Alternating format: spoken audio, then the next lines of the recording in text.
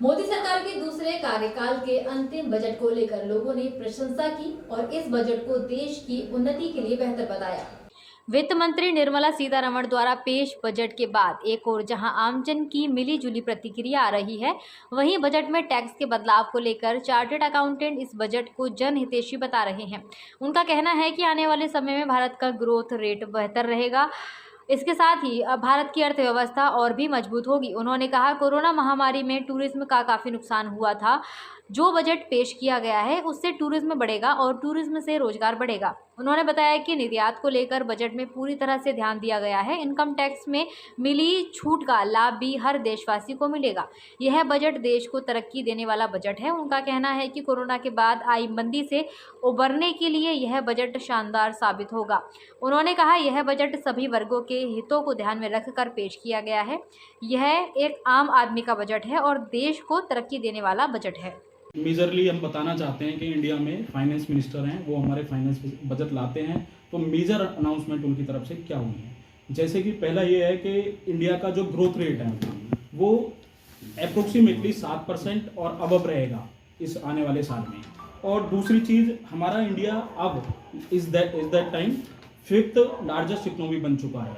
और जैसा कि सबसे मेजर चीज़ देखी गई थी, अभी हम कोरोना महामारी से निकल के आ रहे हैं, इसमें सबसे बड़ा जो बिजनेस था वो अपना टूरिज्म का बिजनेस था, जो सबसे ज़्यादा अफेक्ट हुआ इससे।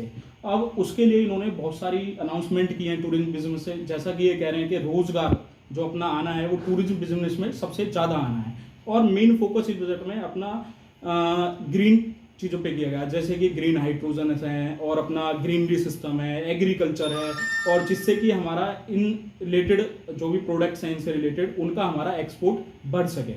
ये बजट जो है हमारा एक्सपोर्ट से रिलेटेड और आपका टूरिज्म से रिलेटेड रहा है। इसमें जो टूरिज्म को बढ़ावा दिया है, एक्सपोर्ट को बढ़ावा दिया हुआ है।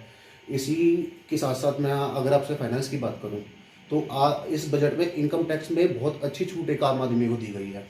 अगर आप देखें तो जो पहले हमारा इनकम टैक्स हुआ करता था तो 2.5 लाख तक की उसमें छूट हुआ करती थी, जो इस बार बढ़ा के 3 लाख रुपये की कर दी है। जो 3 लाख रुपये तक हमें कोई भी टैक्स देने की जरूरत नहीं है।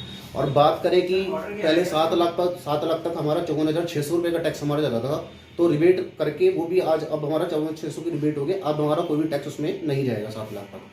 पहले जो हमारी 10 लाख तक का टैक्स होता था वो 1,17,000 रुपये का हमारा टैक्स होता था 10 लाख तक की इनकम पे, जो अब सिर्फ 62,400 रुपये हमारा रह गया है। और 10 लाख की इनकम पे हमारा 2,83,400 रुपये का टैक्स जाता था, जो हमारा 1,56,000 रुपये रह गया है। अब सीधे सीधे देखें तो 1,27,400 रुपये का आदमी जिसकी सालाना इनकम 15 लाख रुपए तक है, सीधे सीधे 1.25 लाख रुपए का उसको बचता है। अगर ये पैसा बच के वो बंदा जब अपने आगे एक्सपेंड करेगा, इससे हमारी इकोनॉमी बूस्ट होगी। अगर हम सीधे सीधे देख सकते हैं कि एक बजट है, आम आदमी का बजट है, एक देश को तरक्की देने वाला बजट। 1 फरवरी को हर साल हमारा बजट आता है। आज भी हमारे फाइनेंस मिनिस्टर श्रीमती निर्मला सीतारमण जी ने आज एक अच्छा बजट पेश किया है।